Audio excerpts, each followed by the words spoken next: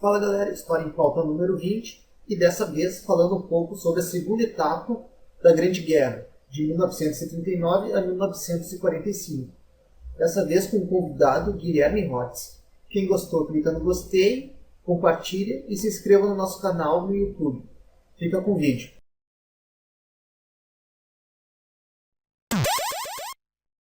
Programa História em Pauta no dia 21 de agosto de 2015. Aqui do meu lado, como sempre, o companheiro Rafael Freitas, que vai dar o seu oi clássico. Oi. E o convidado para lá de especial, o companheiro Guilherme Holtz, que vai se apresentar agora para nós. E aproveitar para falar sobre o tema de hoje, né, Freitas? Mas, antes do tema e antes da apresentação do Guilherme, vamos dar nossos parabéns de hoje. Parabéns a você, a ti que está aí ouvindo nosso programa e com certeza fez campanha política aí para atual presidente do Brasil, fez campanha para o PT alçar o poder na presidência, mas no final das contas quem governa é o PMDB. Então parabéns a você. Eduardo Cunha, parabéns a todos que são fãs do Eduardo Cunha, né? Então, Guilherme, te apresenta aí para os nossos web ouvintes. Então, primeiramente, quero agradecer, né, o convite, né, do Fábio, do Rafael Freitas aí. Quero começar dizendo como é que eu cheguei aqui, né, na verdade, né, como que surgiu a ideia de me convidar para esse programa, depois a gente entra na questão do assunto em si. Mas tudo surgiu numa conversa, num grupo que eu e o Fábio participamos no WhatsApp, né? E aí o Fábio falou uma coisa e eu meio que dei uma... Eu disse, Fábio, eu acho que não é bem isso aí que tu tá falando, e aí o debate se estendeu, e aí eu brinquei, né, com o Fábio, né? Quem sabe... Isso é pauta para História e Pauta, né? Quem sabe? E aí o Fábio... Então surgiu de uma brincadeira de vocês dois? Surgiu de um debate, começou com uma brincadeira, um debate, e aí o Fábio disse, cara, não quer ir no História em Pauta? Eu disse, tá, vamos lá. O americanismo também é espontaneista. E aí estamos aí hoje, né? Nessa sexta, dia 21 de agosto. Deixa eu me apresentar então, meu nome é Guilherme Holtz, tenho 23 anos, sou acadêmico de psicologia, faço na Faculdade de Desenvolvimento do Rio Grande do Sul, na FADERGS.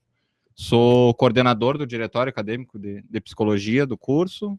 Sou membro da Juventude Socialista do PDT. E gosto muito da história, assim, né? Sempre gostei muito de estudar, assim, e principalmente esse tema que nós vamos abordar. Que tema é? Segunda Guerra Mundial. Tema muito polêmico, né? E que tem, com certeza, tudo a ver com a América. Com certeza. Não só a América, os Estados Unidos, como toda a América Latina. Sem dúvida. Então, Guilherme, aproveitando já e dando o pontapé inicial para o nosso debate sobre o tema de hoje, Claro. O que tu apontaria como as motivações da Segunda Guerra Mundial? E aproveitando para fazer uma contextualização do mundo nesse momento, né? Quais ideologias estavam em conflito, os interesses que estavam em conflito, enfim.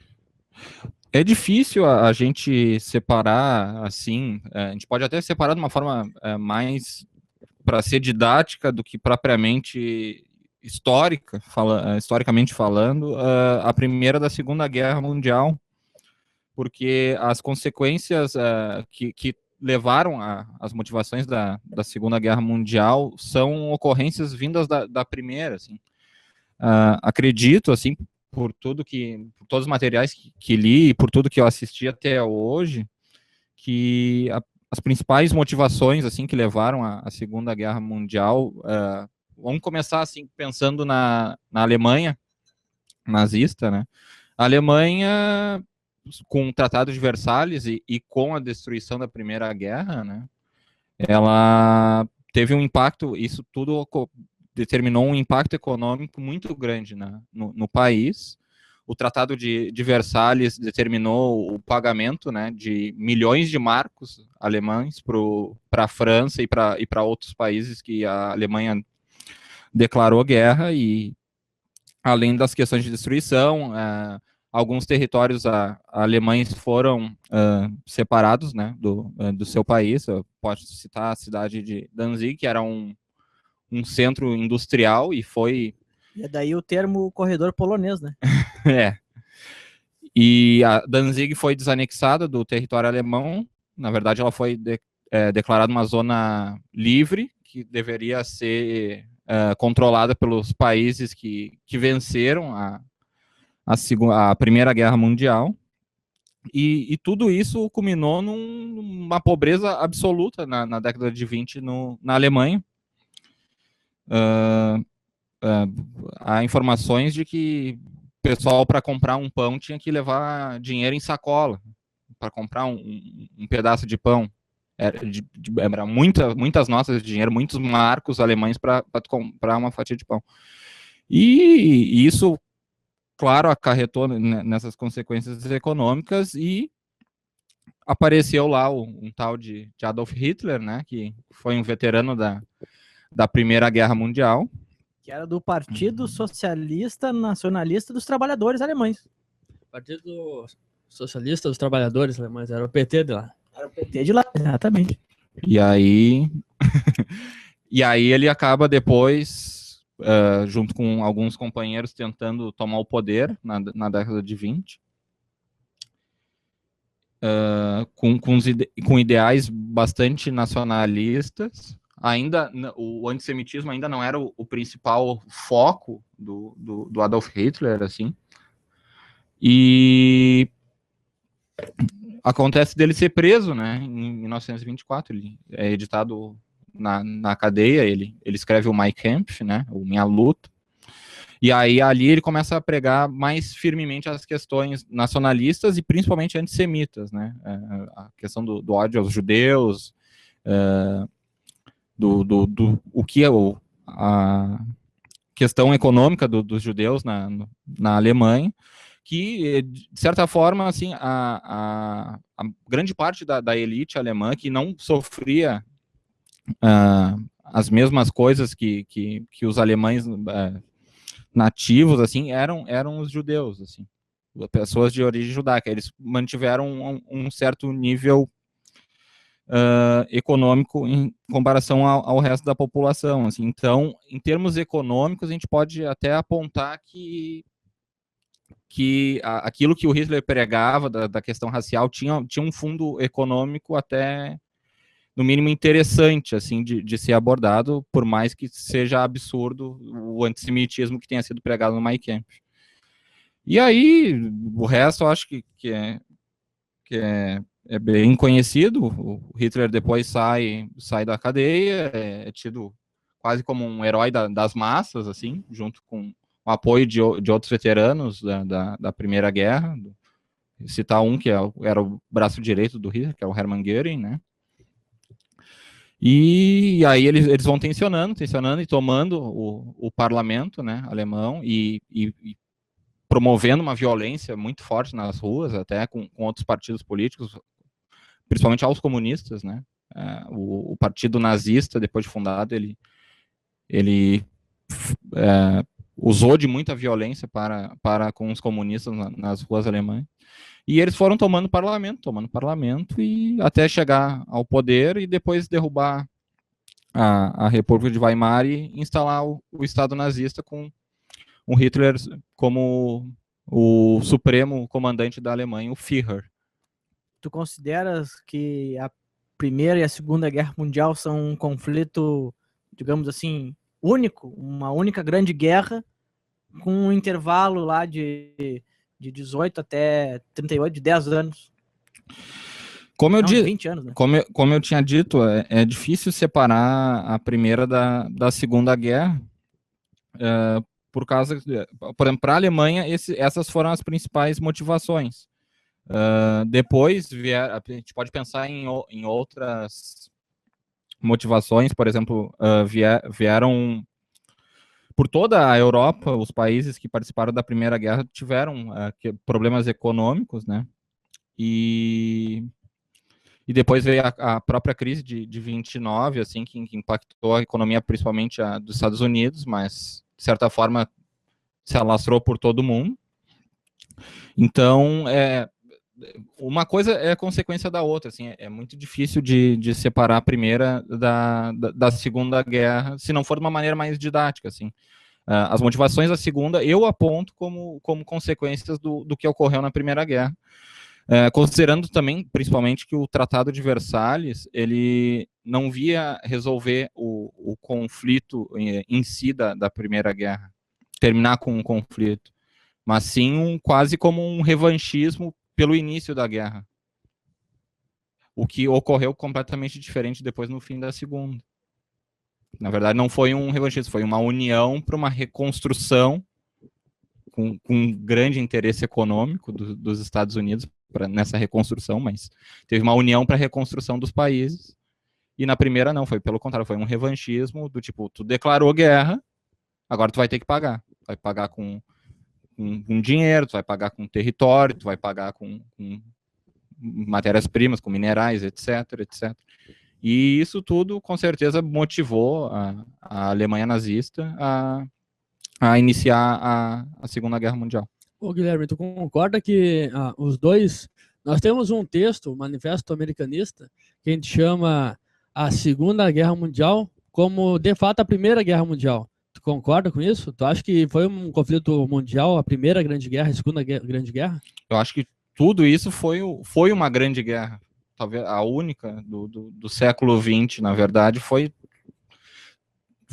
uma guerra só que aconteceu a nível mundial. Em duas etapas com, digamos, um intervalo em que as questões mais econômicas, mais imperialistas, prevaleceram sobre as questões mais de combate, de fronte mesmo.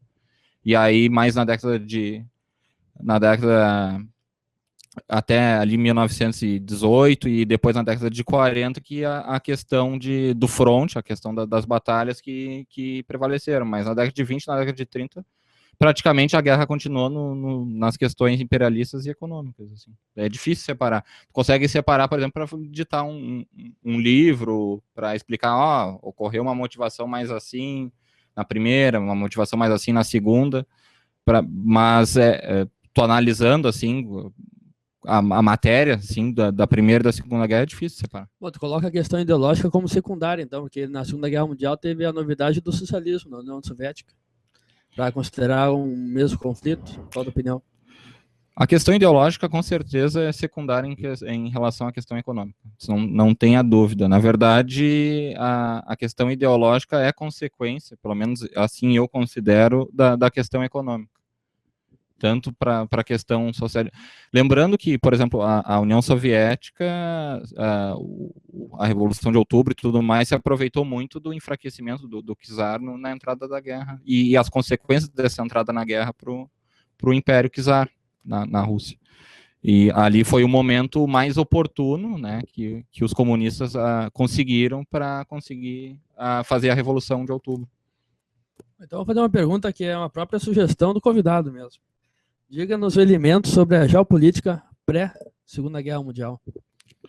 Como eu tinha falado um pouco sobre a questão da Alemanha, que perdeu territórios, né? A parte da Áustria ali, a Áustria, Polônia, tudo mais, ela se separou. O Império Prussiano, ele acabou, literalmente acabou. Outros impérios também acabaram. Existem alguns autores que dizem que nem a Segunda Guerra mexeu tanto com a questão geopolítica quanto a Primeira Guerra. Porque, além de mexer com a questão territorial, a Primeira Guerra acabou com impérios. Acabou com os czares, acabou com o Império Alemão, enfim, acabou com o Império Prussiano, perdão. Então, de certa forma, a Primeira Guerra, ela mudou a configuração toda europeia. Assim. O que acontece? Quando os comunistas tomam o poder na Rússia e depois se consolidam ali a Revolução, a União Soviética começa a anexar alguns territórios à sua volta, anexando outras repúblicas ali. A Alemanha perde seus territórios, são criados territórios livres, e acho que a princípio era isso, assim. Tá certo. Então, Guilherme, vamos passar agora para um outro cenário político, que é a América Latina. Uhum. Como é que tu vê a influência do nazismo, por exemplo? Tu acabou de comentar sobre o Hitler, sobre a ascensão dele ao poder. Como é que tu vê a influência do nazismo aqui na América Latina? e dando um papel de destaque até para o Brasil, com o movimento integralista, que tem uma certa aproximação ideológica e pragmática com os nazistas e fascistas. Só fazendo um parênteses aí, que o nazismo alemão chegou ao poder via eleições, É via, verdade. Tomando o parlamento. via democrática, né? Entre aspas. E o fascismo italiano, ele chegou ao poder por via de uma negociação política. E religiosa também, né? Também. Tá de latrão. A questão... Há dados e alguns historiadores que apontam que o maior partido nazista fora da Alemanha se estabeleceu no Brasil, principalmente devido à forte imigração e fortes comunidades alemãs que se estabeleceram no Brasil. Mas, na verdade, o nazismo no Brasil nunca chegou a ser lá tão amedrontador como foi na Alemanha. Não conseguiu se estruturar. Talvez, se não tivesse ocorrido a Segunda Guerra e o Partido Nazista conseguisse ter estruturado mais em caráter mundial a ideologia nazista, pode ser que pudesse ter trazido mais perigo, mas no Brasil não, por todos os documentos que eu li, não trouxe grande medo assim, para a política nacional. O movimento integralista ele era baseado em muitas coisas do nazismo, né? Saudações, marchas, uniformes e símbolo inspirado na suástica e inclusive havia uma simpatia entre o nazismo e pelos integralistas em relação ao nazismo, mas no Brasil ocorreram paralelos, assim, o integralismo surgiu quase como para ser o nazismo brasileiro, digamos assim, considerando as particularidades nacionais e não agregando tanto algumas questões antissemitas que vieram do nazismo. Bom, tirando uma exceção para o Gustavo Barroso, né, que era um nordestino e antissemita, né, integralista. Mas você considera que até hoje existem grupos neonazistas, né? Mas o integralismo ele não era tão baseado na questão antissemita quanto na questão ele era um movimento muito mais nacionalista, quase de direita, assim. Era um nazismo brasileiro, um fascismo brasileiro. E a verdade é que em 30, com a Revolução, né, e o Getúlio no poder, haviam, né, na volta do Getúlio, alguns simpatizantes tanto do integralismo quanto do nazismo. Isso a gente não pode negar. O Getúlio mesmo, algumas coisas a gente pode apontar, inclusive, que se assemelham, de certa forma, com o fascismo. Algumas coisas, mas completamente... Mas a carta de Lavoro não tem nada a ver com a CLT. Existem semelhanças, mas a gente não pode dizer que a CLT é baseada na Carta do Lavoro, porque ela é muito mais complexa, muito mais completa do que a Carta do Lavoro. Mas existem semelhanças, não tem como... Dá para fazer um paralelo, né? Dá para fazer um paralelo, mas a CLT é muito mais complexa e muito mais ampla, muito mais de esquerda. Muito mais de esquerda também. Mas por exemplo, alguns membros, ministros que cercavam o Getúlio, o Eurico Gaspar Dutra, por exemplo, Depois foi presidente, inclusive. Inclusive foi... Ele dizia para o Getúlio, olha, eu acho que a gente tem que fazer uma aproximação aí com essa Alemanha nazista, eu acho que... Estou vendo que eles têm coisa parecida com a gente, e o Getúlio, não, a gente tem que focar na questão nacional, o Brasil é o Brasil, a Alemanha é a Alemanha, vamos continuar nas nossas relações econômicas, diplomáticas com eles, mas eles lá e nós aqui. E aí, mas o que acontece com a implantação do Estado Novo em 37, né? E aí veio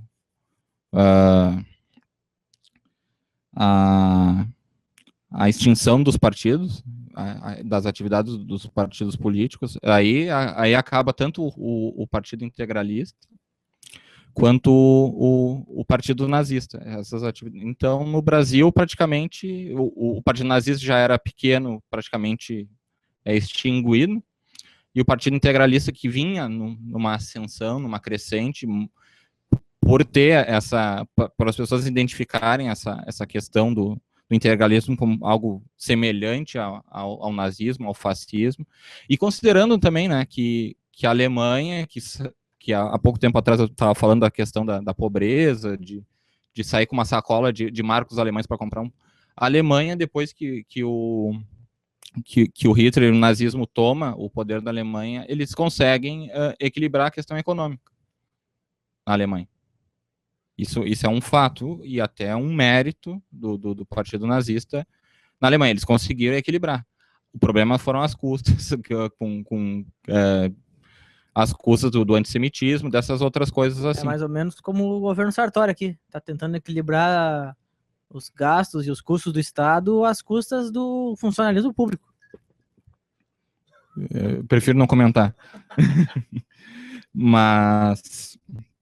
Então, o nazismo ele vinha na década de 30 ali como algo de nível mundial, assim, quase como, esse sistema está funcionando. Então, vinha numa crescente popular o nazismo no mundo inteiro. Foi fundado nos Estados Unidos, por exemplo, um partido nazista. Foi fundado em outros países da Europa, partidos nazistas. Então, o nazismo, graças a esses sucessos na questão econômica, ele se tornou popular. Isso é inegável. E claro que teve impacto nos países da América Latina, e mais especificamente no Brasil. Mas aí, com a questão do Estado Novo, que eu estava falando, né, que são extinguidas as atividades dos partidos políticos, praticamente... o perigo do integralismo e do nazismo no Brasil praticamente são acabados, são terminados, assim.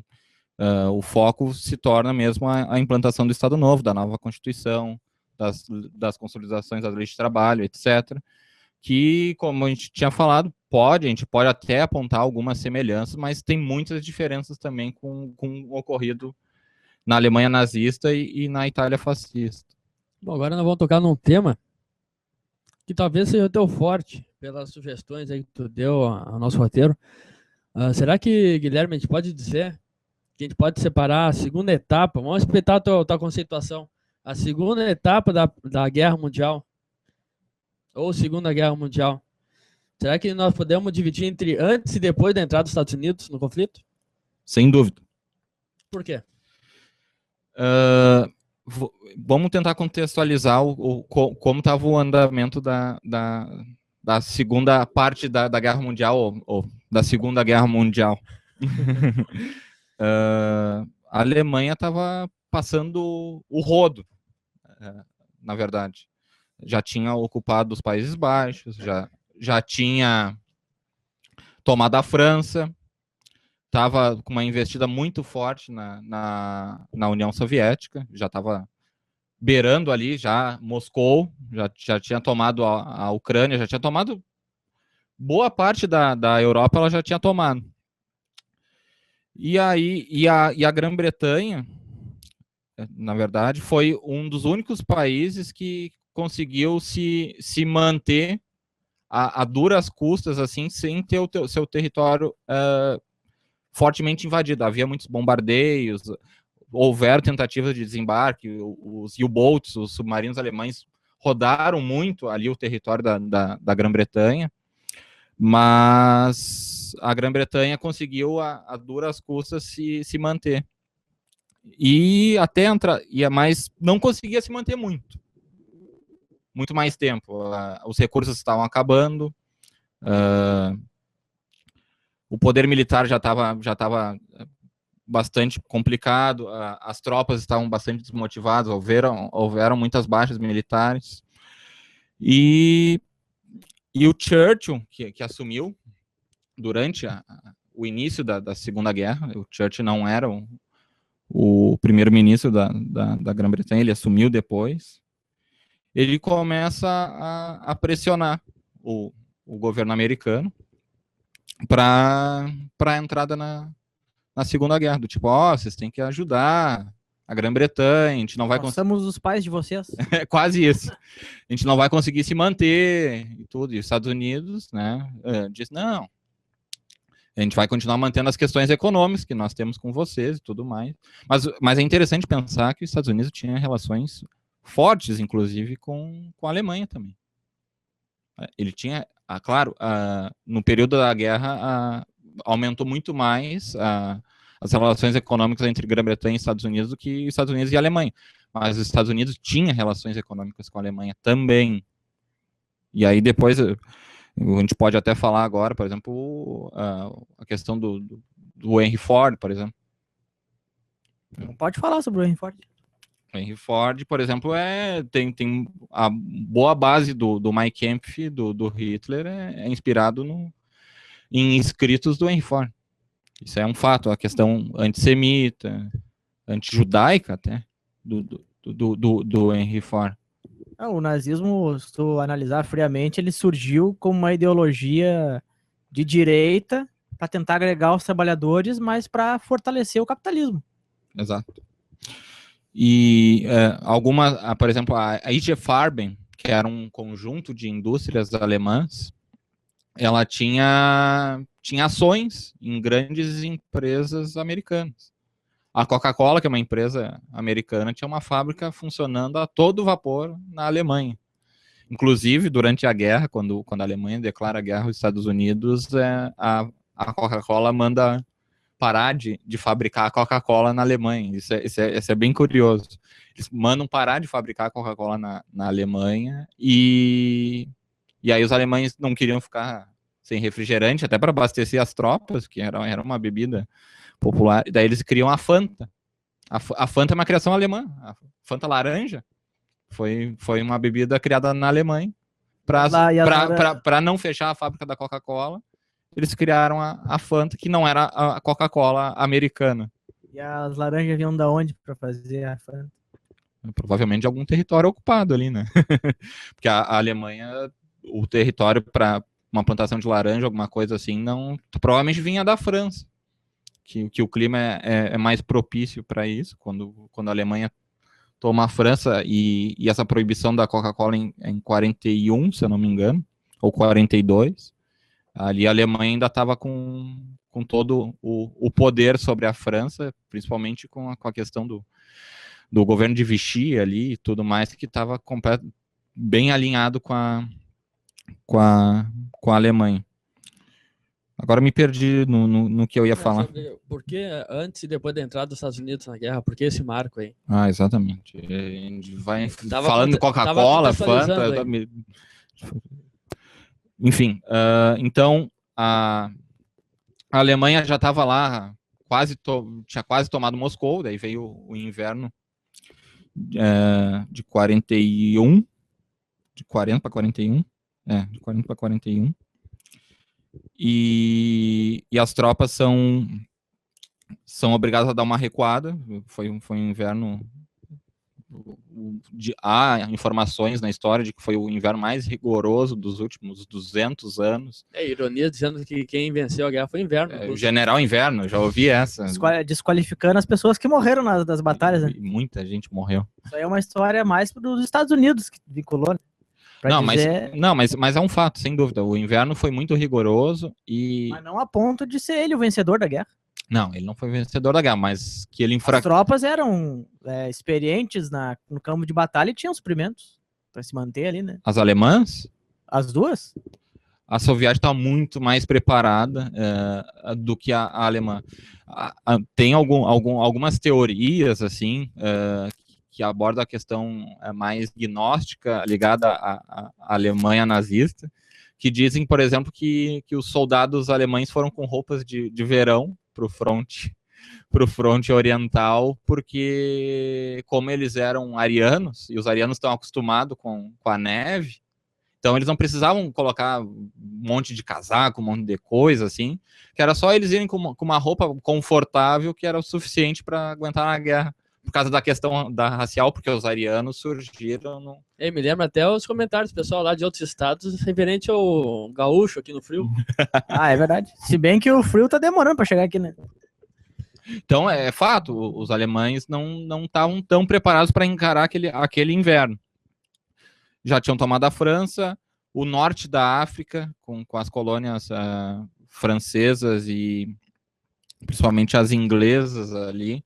A Alemanha foi apoiar a Itália, e no fim ela que assumiu a guerra no norte da África ali. Então, todos os países ali, a Grã-Bretanha, a União Soviética, fora os países ocupados, estavam passando por uma situação muito dificultosa. E a partir da entrada dos Estados Unidos, que ocorreu com supostamente, né, com a questão do Pearl Harbor, né, supostamente, eu vou falar algumas teorias de conspiração depois, mas o grande foco dos americanos foi a guerra no Pacífico. Isso não adianta. O foco foi a guerra no Pacífico. Foi, tipo, vamos acabar com esses japoneses. Eles, muito mais, assim, do que apoio propriamente militar, foi um apoio de suprimento, de equipamento para a Grã-Bretanha, depois para a União Soviética, com esses países assim. Mas o que acontece? Com a entrada nos Estados Unidos, a situação na Segunda Guerra subitamente começa a se inverter. A Força Aérea Real, a FAR, que tinha perdido muitos aviões em combates aéreos com a Luftwaffe, que era a Força Aérea da Alemanha, ela estava mais enfraquecida. E aí os americanos começam a ceder aviões, daqui a pouco os pilotos americanos começam a ir para realizar voos direto da Grã-Bretanha para a Alemanha, realizar muitos bombardeios na Alemanha. Foram realizados muitos bombardeios na Alemanha nazista pelos americanos, durante todo o curso da guerra. E isso foi enfraquecendo, por exemplo, a questão da Luftwaffe, por exemplo. A Luftwaffe começou a perder força, ela que era fundamental, era estratégica para a estratégia da Blitzkrieg, que era a guerra relâmpago, né, que eram manobras militares super rápidas, super para invadir, para tomar os territórios, né, com a entrada americana e esse apoio aéreo, esse apoio com esses materiais, os alemães começam a não conseguir fazer mais essas Blitzkrieg, começam a recuar no norte da África, não conseguem expandir mais ali na Europa. Além do mais, se a gente for pensar, a expansão alemã, depois da entrada dos Estados Unidos, diminuiu. Principalmente na questão do fronte oriental. Eu aponto isso porque a Alemanha lutava em 3 frontes. Antes ela lutava em 2. Depois de já ter tomado ali os Países Baixos, a França. Ela lutava no norte da África e depois lutava no fronte oriental com a União Soviética. Com a entrada dos Estados Unidos ali, e a Grã-Bretanha, praticamente ela não lutava. Porque a Grã-Bretanha estava enfraquecida e era bombardeio em cima de bombardeio, mas não houve uma invasão. Não existia um fronte propriamente dito da Alemanha com a Grã-Bretanha. Mas a partir da entrada dos Estados Unidos se estabelece um fronte. A Alemanha tem que fortificar ali a região do norte da França, e aí até criado a muralha do Atlântico, até, exatamente para evitar maiores consequências. Então, eu considero fundamental entrar nos Estados Unidos exatamente porque ela dividiu ainda mais os frontes da Alemanha. Principalmente por isso. E essa entrada dos Estados Unidos foi mais ideológica ou foi mais econômica? Ou as duas coisas? Como eu disse, houve aquela...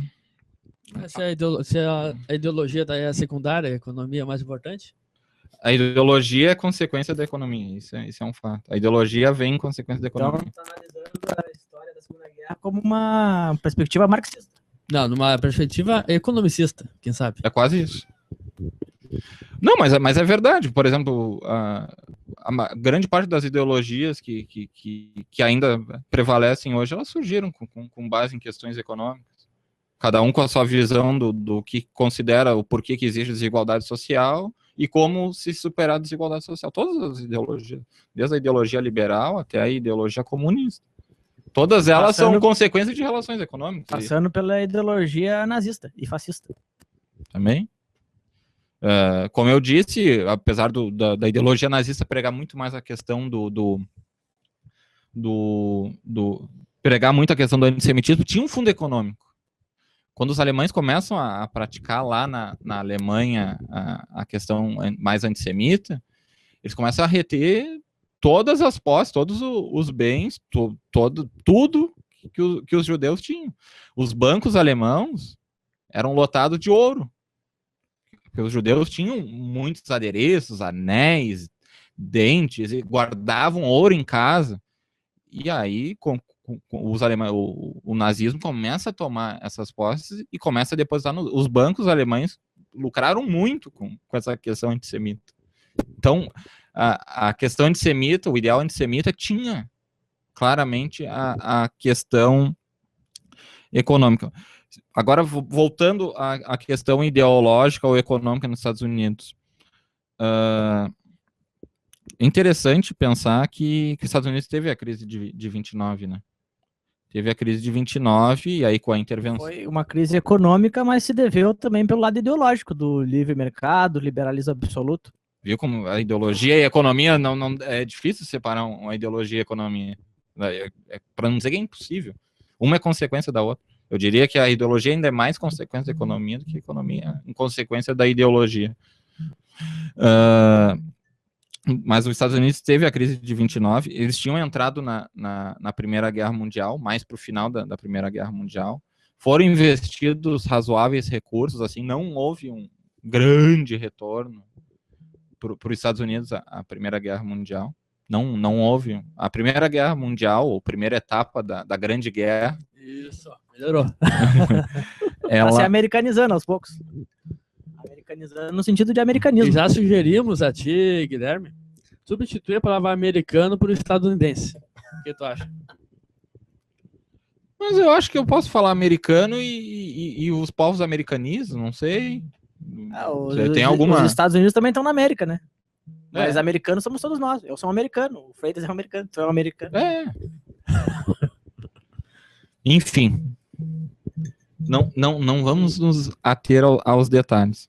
Mas os Estados Unidos teve a crise de 29 e tinha entrado na Primeira Guerra, não trouxe grandes coisas. O Roosevelt assumiu a presidência ali e conseguiu controlar a crise de 29. Os Estados Unidos vinha crescendo aos trancos. Inclusive, eu acho que o Roosevelt se baseou no Getúlio para fazer a política econômica dos Estados Unidos. Para salvar eles da crise. Eu acho que tu tem mais propriedade para falar isso.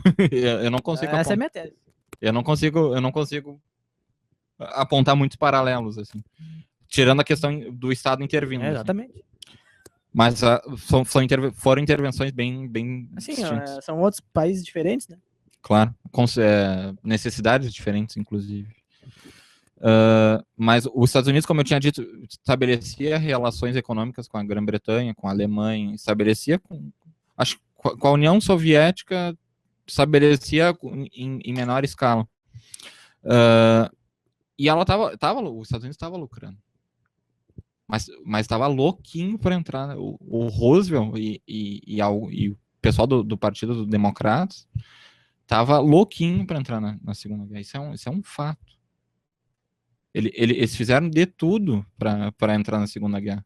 O Partido Republicano no parlamento que estava tentando segurar, do tipo, nós dissemos que não vamos mais entrar na guerra dos europeus, não tem nada a ver com a gente, tudo mais. Inclusive, agora lembrei de uma coisa na última pergunta.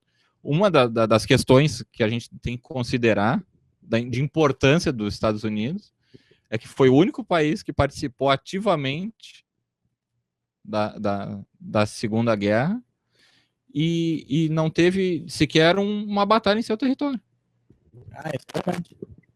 O Brasil também participou e não teve batalha no seu território. Teve. Qual? O estopim? O estopim não foi uma espécie de conflito no território brasileiro? Os Estados Unidos não teve, por exemplo, isso em seu território. Os navios brasileiros navios foram afundados. Mas os navios dos Estados Unidos também não foram afundados? Mas não em águas americanas. Então faz sentido. Não em águas americanas. Foi depois do que é considerado águas americanas. Quase chegando entre a parte ali dos Estados Unidos e a Grã-Bretanha. Não foi mas o Brasil sim. O Brasil teve navios afundados nas suas próprias águas. Há registro de alguns navios afundados por U-boats mal tendo saído da costa brasileira. Então, o Brasil, de certa forma, sofreu uma invasão alemã. Os Estados Unidos, não. Há informações de que os U-boats foram até a América. E Pearl Harbor não era território dos Estados Unidos? Era, mas tu entende que ele era um território anexado? Ele não é o Estados Unidos. Ele era uma base militar. Ele era uma base militar. Mas não era onde estava a população, a grande indústria e tudo mais, como os outros países. Pearl Harbor era uma base militar e uma colônia de férias para os militares. Isso era Pearl Harbor. Outras, por exemplo, Midway, por exemplo, também, que foi uma das principais batalhas depois também. Midway era uma base militar. Não era um centro urbano, um centro industrial. Então, os Estados Unidos participou muito da Segunda Guerra sem ter sofrido, o seu povo sofrido o que sofreram os outros países. Isso foi uma vantagem fundamental. A indústria americana, inclusive por isso que a indústria americana conseguiu crescer no esforço de guerra absurdamente ao longo da Segunda Guerra, mais do que as outras indústrias. A União Soviética cresceu muito também, mas ela teve um intervalo ali com a questão da invasão alemã, que algumas indústrias foram retiradas dos territórios que estavam correndo o risco de serem invadidos pelos alemães, e aí teve toda a questão da logística de transferir mais para o Oriente essas indústrias. Então, até essas indústrias passarem para outra localização, até elas se estabelecerem, etc, demorou muito mais. Os Estados Unidos, não. O que aconteceu nos Estados Unidos? Começou a botar mais gente na fábrica. A guerra começou a dar mais lucro, começou a gerar mais receita, começou a gerar mais mão de obra. E aí eu não sei se eu contemplo em certa parte a questão econômica. Então vamos encerrar essa pergunta com outra pergunta. Mas eu quero só aprofundar um pouco mais essa questão, claro, de um modo a concordar com o Guilherme. Na minha opinião, uma prova de que a questão é mais econômica que ideológica é que os Estados Unidos, capitalista, foi parceiro nesse conflito aos socialistas, na União Soviética. Foi. Isso mostra que a questão ideológica foi secundária, na segunda etapa da Grande Guerra. E aí vem, por exemplo, o Lend-Lease, que eu sugeri que fosse... Vamos acalmar aí. Mas antes de falar, eu quero ter um veredito teu. Claro. Tu considera que a segunda etapa da Guerra Mundial, da Grande Guerra Mundial, foi o que salvou os Estados Unidos da crise de 29? Não considero, mas com certeza consolidou algumas questões dos Estados Unidos. Aumentou, por exemplo, os Estados Unidos aumentou de 39 até o final da guerra e depois da guerra. Aumentou o número de exportações assim quase astronomicamente, assim. Então, com certeza, não digo que foi pela crise de 29, mas com certeza os Estados Unidos conseguiu sair muito mais das consequências da crise de 29 devido a essa entrada na guerra. Só continuando a questão de que a ideologia era secundária, de que os Estados Unidos capitalista se uniu às repúblicas socialistas contra o imperialismo capitalista antiburguês de Hitler. Exato. Na verdade, antiburguês, mas financiado pelos burgueses. Olha a contradição. Que quem financiou o Hitler foi o Krupp, foi os... Mas os judeus não eram burgueses? Krupp... Não, mas a IG Farben, por exemplo. Nem todo judeu é burguês, e nem todo burguês é judeu. Verdade. Uma grande parcela, sim. Na Alemanha era. A grande parte da elite alemã era formada pelos judeus. Mas olha o que eu falei, eu disse que nem todo o judeu é burguês e nem todo burguês é judeu. Mas a maior parte pode ser, a menor parte. Na Alemanha era, pelo menos. A grande parte. Tá, então vamos para outra questão aqui. Não sei se eu contemplei, assim. Com certeza. Claro, Com o certeza. debate se faz na prática. Tu já tocou nesse assunto, mas vamos aprofundar um pouco mais. Ou talvez, se não tenha mais nada a ser dito, tu diga para nós passarmos para outra questão. Poderia comentar algumas das principais batalhas travadas pelos estadunidenses nessa segunda etapa da Grande Guerra? Como eu disse, o grande investimento dos Estados Unidos, sem dúvida, foi em termos de mobilização militar e tudo mais, sem dúvida foi no Pacífico. Era uma coisa de acabar com os japoneses mesmo, assim. Então, posso destacar no Pacífico algumas batalhas, por exemplo, de Mar de Coral, Midway, Guadalcanal, que foi uma sangueira, assim, era uma selva, uma floresta, assim, algo fechado e que era impossível de fazer trincheiras e coisas mais, assim, então... Então, Pearl Harbor não teve nenhuma importância. Não considero que foi uma batalha, né? Foi só uma invasão aérea. Foi um ataque. Para vocês entenderem, não existia sequer em Pearl Harbor uma declaração de guerra do Japão para os Estados Unidos. Não existia. Então não foi uma batalha. Há teorias conspiratórias que dizem, inclusive, que foram os próprios americanos que afundaram o pouco dos navios que tinha em Pearl Harbor para entrar de uma vez na segunda parte da guerra. A informação... Que nem dizem que teorias... quem explodiu lá as Torres Gêmeas foi os próprios estadunidenses. Não, é mais ou menos o mesmo grupo que faz essas teorias de conspiração que aborda uma coisa, aborda outra. Como é que é? Os Illuminatis, então. A Lua era no próprio estúdio. A Lua também, os Estados Unidos não chegaram na Lua. Boa. Mas a verdade é que o Japão não tinha feito sequer uma declaração de... A Alemanha tinha feito uma declaração de guerra para os Estados Unidos, alguns dias antes de Pearl Harbor. Mas o Japão não tinha declaração de guerra. Mas havia um embargo dos Estados Unidos para o Japão. Os Estados Unidos promoveu um embargo em que suspendeu o repasse e a exportação de minerais e de petróleo, e que eram fundamentais, por exemplo, para a indústria, para o exército japonês. Os Estados Unidos suspendeu isso. Daí tem gente que aponta que essa foi a principal motivação para o ataque de Pearl Harbor.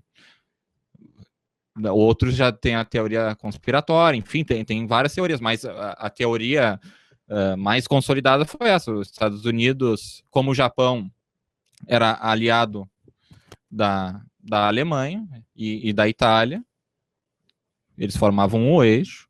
Os Estados Unidos, apesar de não estar, entre aspas, na guerra, fez esse embargo, a princípio. Por isso eu digo, os Estados Unidos estavam loucos para entrar na guerra. Eles estavam loucos para entrar na guerra. No momento que eles aumentam as exportações para a Grã-Bretanha e promulgam esse embargo para o Japão, eles estavam entrando na guerra. Estavam entrando primeiro economicamente para depois entrar militarmente. Claro que sim. Eles fizeram de tudo para provocar um mal-estar e, de certa forma, para ter essa declaração de guerra da Alemanha e talvez ter até uma declaração de guerra japonesa.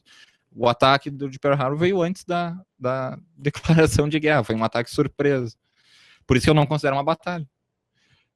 Batalhas eu considero, como eu falei, Mar de Coral, Guadalcanal, Midway. Midway que não foi uma batalha terrestre, foi uma batalha propriamente naval e aeronáutica. E foi uma batalha, inclusive, bem, bem interessante, assim. O Japão, à época de Midway,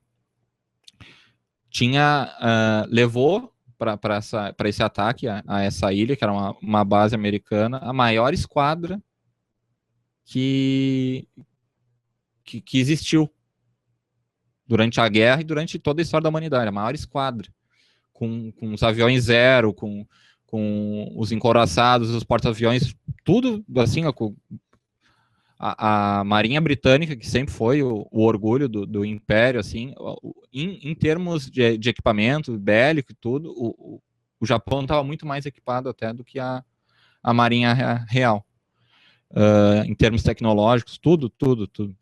E eles levaram para o ataque de Midway a maior esquadra.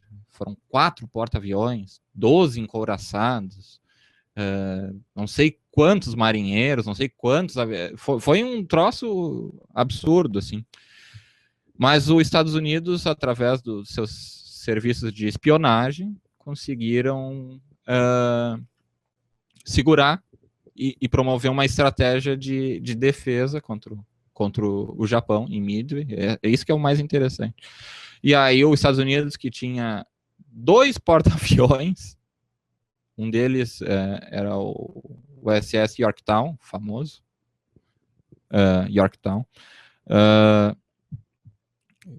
era 4 para 2 porta-aviões, muito mais aviões japoneses do que americanos, muito mais encouraçados. Mas a estratégia americana conseguiu, dos Estados Unidos, perdão, seguindo a sugestão do companheiro Freitas, a estratégia funcionou. Os japoneses começaram atacando a ilha. Quando eles foram atacar a ilha, os navios ficaram descobertos, daí os americanos saíram dos seus... estadunidenses. Saíram dos seus porta-aviões, foram até os porta-aviões japoneses, bombardearam, não conseguiram afundar, mas causaram graves danos. E aí depois ficou um negócio assim, o Japão atacava, os Estados Unidos se defendia, os Estados Unidos atacavam.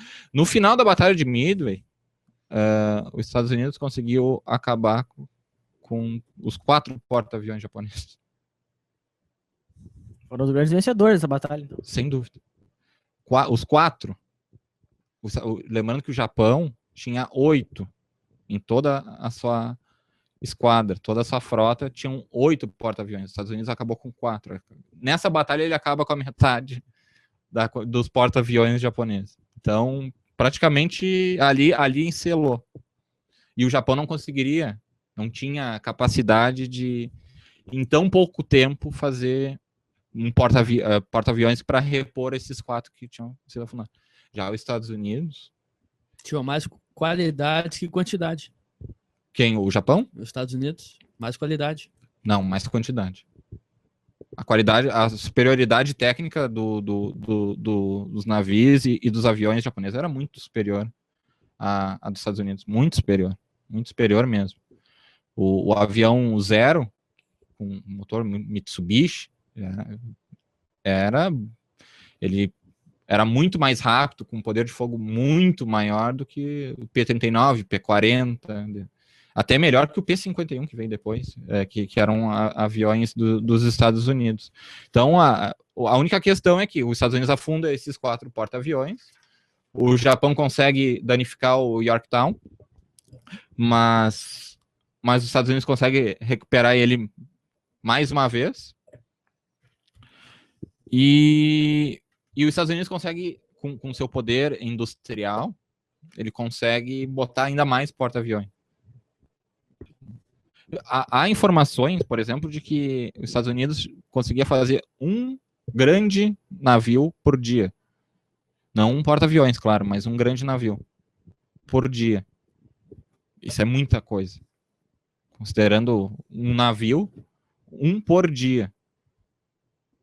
É bastante mão de obra. Muita exploração do trabalhador. Exatamente. Isso é um fato. Guilherme, aproveitando que a gente está falando sobre o Mas Japão. eu não terminei as batalhas. Então, por favor. Então, Midway, depois Guadalcanal, já falei, Iwo Jima. Iwo Jima, inclusive, que eu estava comentando com o Fábio mais cedo, que o comandante da Batalha de Iwo Jima pelo lado estadunidense se chamava Simão Bolívar.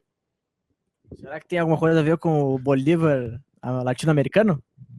Foi o precursor do imperialismo estadunidense na América, né? É verdade. Simão Bolívar era o nome do comandante estadunidense na Batalha de Iwo Jima. Então, todas essas batalhas do Pacífico, com certeza, acabaram com o Japão. O Japão, na verdade, mais se preocupou em guerrear e ocupar a China e ficar guerreando no Pacífico com os Estados Unidos, tentando ali tomar a Austrália, a Singapura, a Indonésia, as Filipinas, que conseguem tomar e depois acabam perdendo de volta. A Austrália eles não conseguiram tomar mais. Singapura, Malásia, todas essas ilhas o Japão consegue tomar. Mas eles se preocuparam muito mais com isso e com a China do que invadir, por exemplo, a União Soviética. Existia, inclusive, um acordo entre a União Soviética e o Japão de que eles não entrariam em guerra um com o outro. Então, o Japão e os Estados Unidos meio que disputaram, assim, a questão do Pacífico. Essas foram as principais batalhas do Pacífico. Na Europa, a gente pode destacar o dia D, o desembarque na Normandia, Monte Castelo, Monte Cassino, Batalha das Ardenas. Houveram bastante batalhas significativas. Essas eu considero as principais, assim. Então, quer dizer que o dia D foi decisivo. Não foi uma invenção hollywoodiana. Digamos... Mas antes de falar do dia D, eu queria só fechar a questão do Japão. Tá, que é a seguinte, Guilherme. Aproveitando essa menção ao Japão e a rivalidade dos Estados Unidos com o Japão. Tu considera que as explosões de Hiroshima e Nagasaki foram um genocídio dos Estados Unidos? Sem dúvida, né? Foram... Sabe o que é interessante? Que bom que tu citaste isso, né?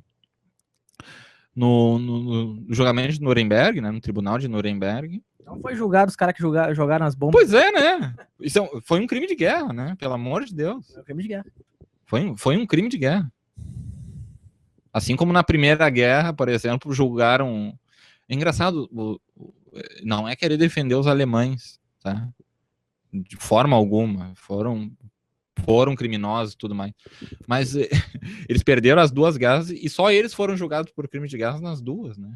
É interessante. É sempre o lado vencedor que julga o lado perdedor. Quer dizer que o lado ganhador não cometeu crime de guerra nenhum. E, inclusive, eu falo de crime de guerra, é um fato, gente. A União Soviética cometeu crime de guerra. Os Estados Unidos cometeu crime de guerra. A Grã-Bretanha cometeu crime de guerra. Todos cometeram crimes de guerra. O Brasil não.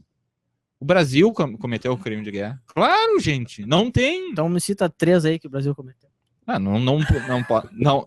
Citar 3 eu não posso. Mas tem dúvida de que dentro do Código Militar houve uma, 2, 3, 10, 100, 1000 violações, não digo do Brasil, não digo desse, mas tu tem dúvidas de que dentro do Código Militar todos os países não infringiram de certa forma o Código Militar? Eu não tenho dúvida. Mas nesse vulto aí de Hiroshima, Nagasaki, dificilmente o Brasil tenha... Não tem nem como comparar. Hiroshima e Nagasaki é quase um crime contra a humanidade. Não é um crime contra um país que estava guerreando contra os Estados Unidos ali, que estava... Isso é um crime contra a humanidade. Na França teve mais de 30 mil mortos dos tribunais revolucionários deles lá. Com o Charles de Gaulle, ele pegou os caras que participaram lá do governo colaboracionista de Vichy e executou mais de 30 mil pessoas. Claro, a maioria foi comunista, foi vinculada à oposição, socialista e tal. E aqui falam que o Che Guevara matou não sei quantos, mas na França mataram mais de 10 mil, 30 mil. Mas de Luiz Carlos Prestes não se fala. Oi? Mas de Luiz Carlos Prestes não se fala. Ele estava na cadeia na época da guerra. Sim. Saiu ali beirando o fim da guerra, acho, né? Acho que a guerra não tinha nem acabado, ou estava acabando e ele saiu, não foi? Não, mas na coluna Prestes não teve isso aí. Né? O quê? Crimes de guerra? Sim. Há relatos, né, de algumas pessoas que falam que... Gente, não tem como não ter. O Código Militar é extremamente rígido, não tem como. Tem um programa que fala sobre isso, que é o Dialética Trabalhista. Está disponível lá na Rádio. Tu quer ver uma coisa? O código diz que se tu tá guerreando com o inimigo, tá? E tu não pode, para começar, tu não pode atirar para matar. Para começar, tu não pode atirar para matar, a não ser que tu tenha a tua própria vida colocada em risco. Tu tem que atirar primeiro para dar o alerta, segundo para tentar imobilizar e depois para... Tu acha que os caras não atiravam para matar? com gente já desarmada. Tem histórias de massacres, de coisas. Se eles não atirassem para matar, não teria mais de 6 milhões, 20 milhões de mortos. Sei lá. Em gente desarmada. E eu não estou falando que esse... E não estou querendo dizer que mas a Alemanha fez mais isso, os Estados Unidos fez mais isso. Todos. É muito difícil. A guerra mexe muito, e aí... Assim, mexe muito com a questão psicológica, com a agressividade, com a questão dos impulsos. Aí entra a tua área, né? Do ser humano. É difícil tu tá lá com aquele alto grau de adrenalina, com aquela questão de quase como uma lavagem cerebral, tu tem que matar, porque é isso, porque é aquilo. Cara, é difícil. Tu vai ficar como dizem, o sangue nos olhos e vai para cima e vai atirar mesmo. E aí vem os crimes de guerra. Agora, Hiroshima e Nagasaki, como eu disse, foi um crime contra a humanidade. Tanto é que até hoje fica nessa do tal país, bomba atômica, bomba nuclear, não sei o que, começou tudo lá. E é interessante pensar de que dizem alguns de que o primeiro país a começar a desenvolver o projeto de bomba atômica foi a Alemanha. E não... Sim, teve aquela operação Papercut, que levou muitos intelectuais que trabalhavam para o nazismo alemão, pesquisadores, cientistas, químicos, historiadores, levaram para os Estados Unidos, trocaram a identidade dos caras, e eles começaram a dar aulas em universidades dos Estados Unidos. O conhecimento, né? Um brainstorm. Sabe quem foi o principal motivador dos Estados Unidos para a elaboração da bomba atômica? O Einstein. O Einstein disse, olha, tem gente desenvolvendo na Alemanha a bomba atômica, os Estados Unidos têm que desenvolver também para ficar na vanguarda. E é engraçado... Sendo que o Einstein era alemão. E o Einstein era alemão. Mas é interessante que os Estados Unidos, o Einstein e tudo mais, etc., não foi jogada na Europa uma bomba atômica, foi jogada lá no Japão. Acabaria a guerra mais rápido, né? Por que será? Fica o questionamento. Eu queria deixar bem claro que eu fiz uma citação que pode ter parecido fora do lugar, coluna Prestes aqui, Segunda Guerra Mundial. Mas só a questão de que se mitifica muito alguns conflitos, né? E a coluna Prestes, toda essa marcha também segue nesse mesma lógica aí do conflito na segunda etapa da Guerra Mundial, né? De que muitas vezes a legalidade, né, a violência, o crime contra a humanidade acontece também. Né? Claro. Qualquer conflito armado, né? A questão é a seguinte, para evitar a barbárie, evite uma guerra. Do momento de entrar na guerra, é difícil evitar a barbárie. Isso é um fato. Por isso que a gente tem que sempre tentar negociar da maneira mais pacífica, da maneira mais harmônica possível, para evitar a barbárie. A gente fugiu da pergunta. O dia D foi decisivo? Por quê? O dia D... Eu tinha falado da Batalha de Midway, né? Que até aquele momento o Japão tinha reunido a maior esquadra. Foi até o dia D. Até os desembarques na Normandia. Nos desembarques da Normandia é reunida a maior esquadra da história até hoje. O maior desembarque militar numa guerra. Então, não tenha dúvidas assim, que ele foi decisivo. Ele foi decisivo, ele foi de fato ali que a Grã-Bretanha e a própria França, gente, tinha tropas da França Livre lutando, desembarcando na Normandia, que o de Gaulle conseguiu reunir. Tropas que vieram lá das colônias francesas e que os Estados Unidos e a Grã-Bretanha conseguiram recuperar lá na África, né? E aí, daí o de Gaulle consegue reunir esse pessoal das colônias e monta um exército da França Livre. Então, a própria França vai começar a se restabelecer a partir da Normandia. São desembarcados estadunidenses, ingleses, franceses, canadenses e australianos, se eu não me engano, também desembarcaram. Não bom, enfim. Mas se reuniu, as grandes nações se reuniram ali, tirando a União Soviética, que estava guerreando mais lá no Oriente e já vinha tomando os territórios ali.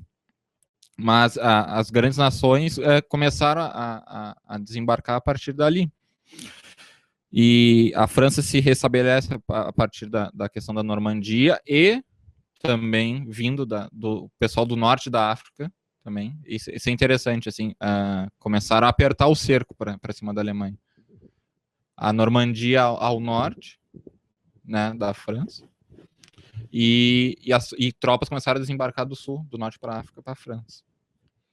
Então o cerco começou a se apertar ali.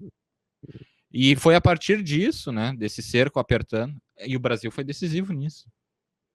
Nessa parte do norte da África. Não sei se vocês... Calma aí que a gente vai chegar no Brasil. Segura um pouquinho. Tá. Seguro. Mas foi a partir da Normandia que a Europa realmente começou a se restabelecer ali na parte mais ocidental. Parte oriental, como eu disse, a União Soviética vinha se estabelecendo. Com certeza, assim, isso, com certeza mesmo, se não tivesse um fronte oriental, o desembarque e a Batalha da Normandia teria sido muito mais dificultosa do que foi, porque a Alemanha se dividiu nesses frontes. O fronte na África acabou, já tinha acabado nessa época, mas ainda tinha esses dois frontes. E estava sendo invadida pelo sul, pelo norte e pelo leste. O cerco estava apertando. Inclusive, se eu não me engano, tem um documentário que é dividido em capítulos, acho que é do National Geographic, e quando eles vão citar essa parte a partir do Normandia e tudo, eles dizem, o cerco, o nome do capítulo é O Cerco se Aperta. Porque, de fato, o cerco começa a se apertar ali. Tu perguntaste se o dia D e os desembarques na Normandia foram invenções hollywoodianas. Houve, assim, a partir daquilo ali, uma supervalorização, sem dúvida, da indústria cinematográfica estadunidense a partir daquele episódio. Mas não é porque houve uma supervalorização da indústria cinematográfica, inclusive tem o Resgate do Soldado Ryan, vencedor de Oscar, do Tom Hanks, e o diretor é o Spielberg. Uma super produção. É um bom filme, inclusive, meio fantasioso, meio romântico, assim, mas para uma guerra é muito romântico aquele filme, mas o filme é bom, assim, dá para se divertir, assim, num dia, assim, assistindo. Não sei se vocês já assistiram. Já. É um bom filme. Mas, sem dúvida que houve essa supervalorização até para entrar na outra questão, que era uma desvalorização da questão da União Soviética e da guerra no fronte oriental. Então, de certa forma, para diminuir os feitos, né, das nações socialistas que vinham do fronte oriental, a indústria cinematográfica precisou, para fazer essa propaganda anticomunista, a partir da década de 50 ali, que começaram as grandes produções cinematográficas a focar na questão da Segunda Guerra. E ali começou uma propaganda anticomunista muito forte. Então, sem dúvida, foi feito um heroísmo grandioso em torno do dia D e do desembarque da Normandia, mas a gente não pode desconsiderar a sua importância. É importante a gente lembrar algumas coisas sobre o desembarque da Normandia, que são alguns detalhes, assim, mas que são interessantes. Por exemplo, o comandante em chefe desse desembarque, dessa batalha, era o Eisenhower, que assumiu o comando supremo ali das forças aliadas. Apesar de vários meteorologistas, cientistas, espiões, etc., terem feito um grande esforço para estipular o dia e a hora melhor para realizar os desembarques e começar a invasão. Apesar de tudo isso, a gente tem que considerar que já com os bombardeios dos Estados Unidos e da Grã-Bretanha, em pistas de decolagem e aterrissagem, em hangares com aviões, a Luftwaffe, que a Força Aérea da Alemanha, ela estava ficando cada vez mais enfraquecida. Então, até por uma defesa, imagina, assim, vários navios de carga vindo no mar, assim, mar aberto, tudo, e aviões podendo decolar e podendo bombardear, podendo metralhar, enfim, esses soldados e essas cargas vindo na água. Poderia ter sido um derramamento de sangue. Não aconteceu exatamente porque a Luftwaffe estava enfraquecida e porque teve essa questão meteorológica. A questão meteorológica foi importante. A meteorologia, viu? A gente falou agora há pouco do inverno na União Soviética, mas na Normandia, eles pegaram Não se fala da chuva ou da nebulosidade na Normandia. Foi muito importante tanto a chuva quanto a nebulosidade, as duas coisas. Mas então a gente pode dizer porque os poucos aviões que tinham, não tinha muitos aviões, os poucos aviões que tinham não puderam decolar. Essa é uma verdade, não houve derramamento de sangue. Mas será que, assim como dizem que quem venceu os alemães na Rússia foi o inverno, a gente pode dizer que foi a chuva que venceu os alemães na Normandia? Se for usar a mesma lógica, sim. Se for usar, então a gente vai começar a dizer que quem venceu o dia D foi a nebulosidade e a chuva. Mas não é isso. É usar o mesmo discurso para os alemães e para os russos. Não, mas é que... Desculpa, Fábio, mas... Vou precisar... Para os russos e para os estadunidenses. Vou precisar... Brincadeira, seu Guilherme. Vou precisar discordar de ti. A questão é que foram usados meteorologistas, cientistas, espiões. A gente às vezes foca muito na questão do fronte, da guerra, da batalha, mas tinha muita gente trabalhando por trás, estilistas trabalhando. Vocês sabiam, por exemplo... Os soldados tinham que estar bem vestidos, né? Não, mas vocês sabiam, por exemplo, que os Estados Unidos as tropas sofreram muito no inverno ali em 44 para 45 com as botas? Porque as botas não conseguiam, elas absorviam a umidade e o frio, causando pé de trincheira.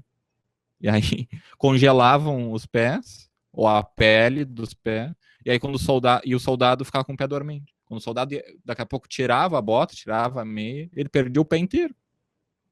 Ou apodrecia uma parte do pé. Porque a bota... São detalhes. Mas é um detalhe que um estilista lá projetou mal e que causou um grande dano. Mas é um fato. Isso aí não foi de propósito. Só se fosse... acho que era nazista, então. Mas é um fato. A bota foi mal projetada. Não foi... Ela não foi feita para aquele clima. E isso... tiveram baixas. E não foi um número pequeno. Foram milhares de soldados tiveram baixa por causa de pé de trincheira. Porque as botas absorviam em vez de isolar o pé do frio e da umidade. Nesse ponto, eu tinha falado que os alemães foram fronte oriental com roupas de verão. As botas alemãs eram muito superiores às botas estadunidenses, por exemplo. E a da União Soviética era superior dos dois. E isso a gente tem que considerar. Pequenas coisas que fizeram muita diferença. Por exemplo, na Batalha das Ardenas, que foi uma das principais batalhas que eu tinha citado agora há pouco,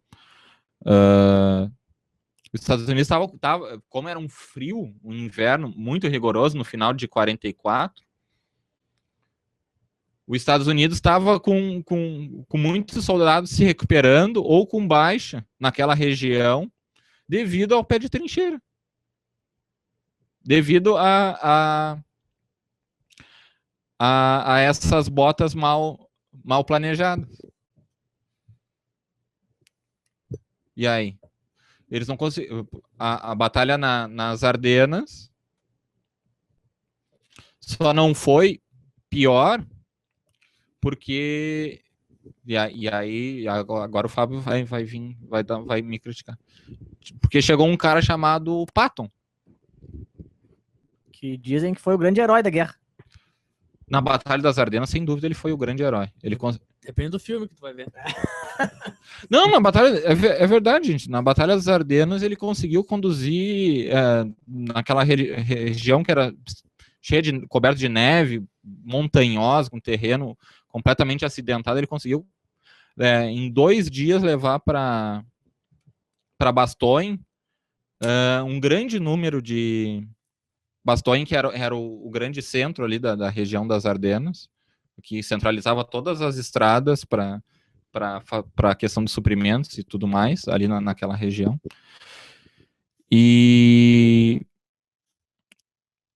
aí os Estados Unidos estavam com essas baixas e com essa recuperação dos soldados ali naquela região, e a Alemanha faz um ataque, consegue mobilizar um grande número de tanques ali para aquela região, os soldados completamente despreparados, e aí o Eisenhower contata o Patton estava mais ao sul, ali das Ardenas, e diz pro Patton, vai socorrer os caras lá, porque senão a gente vai perder a posição e vai ser um massacre.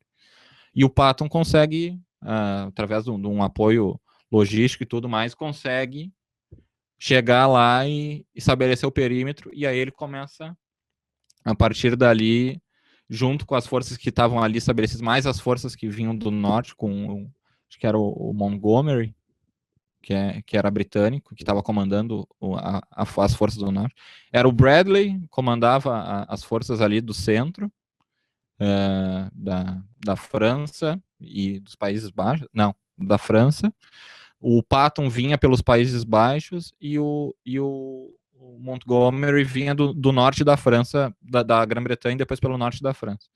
E ali, a partir da Batalha das Ardenas, e o Patton, e depois o Montgomery vindo desse norte, eles conseguem estabelecer o perímetro, fazer a Alemanha recuar,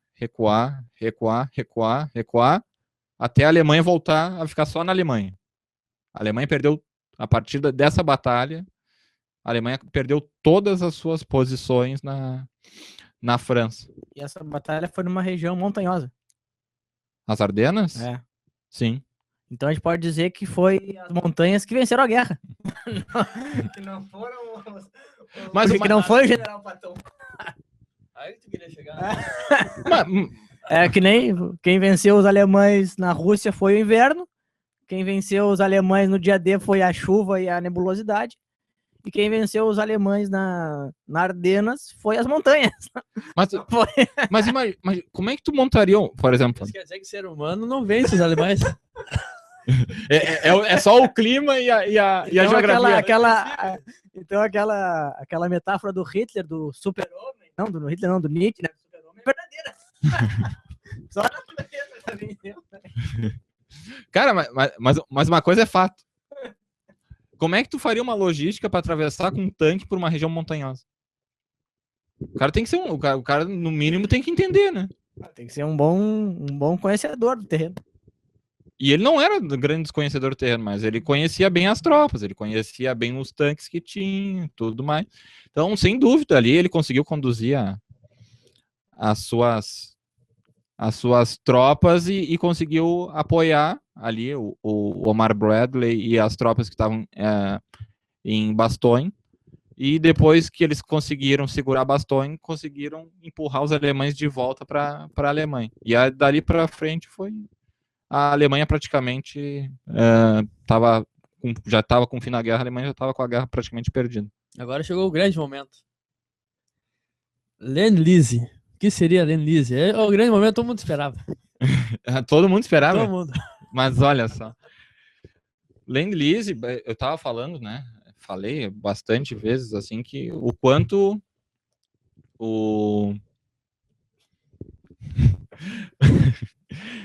os Estados Unidos estava com vontade de entrar na guerra, né?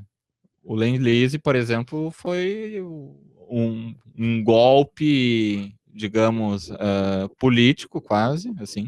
Foi uma articulação os moldes mais Eduardo Cunha que vocês podem imaginar, assim, no Congresso americano, para aprovação dessa lei. Quando fala americano, se refere aos estadunidenses. Ele vai ficar... Sabe, vocês têm que fazer assim,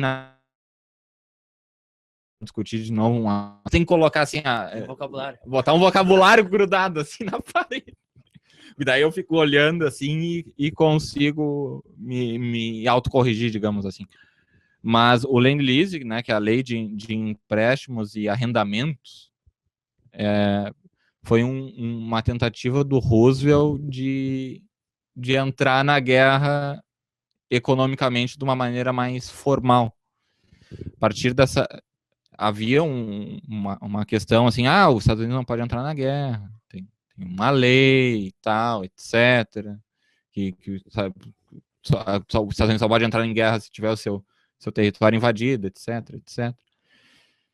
E o Roosevelt estava a fim de entrar na guerra e tudo mais, e o Churchill estava apertando ele, e o pessoal estava perdendo, a verdade é, a Europa estava sendo perdida para o nazismo, os países da Europa.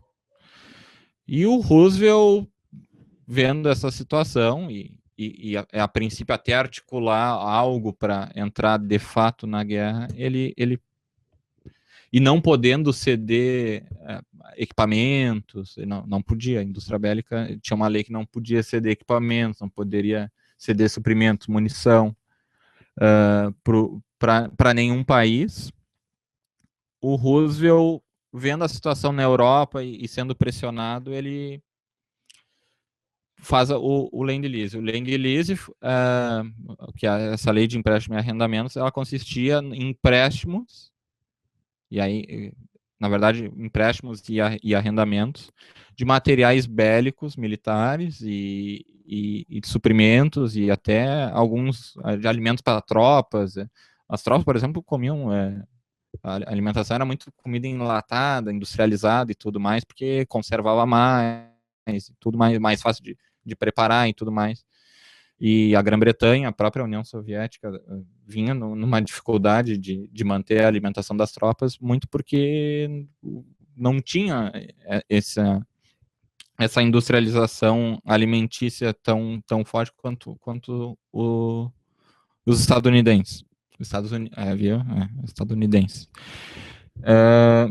E aí o Roosevelt articula lá com seu partido e tudo essa lei que permitia o empréstimo de materiais bélico-militares e suprimentos e alimentos para os países aliados, que não eram ainda um país aliado, mas estabelecia para a Grã-Bretanha, para a União Soviética e para a China. Estabelecia. Isso foi meses antes de Pearl Harbor, inclusive. E aí se travou no Congresso americano, estadunidense,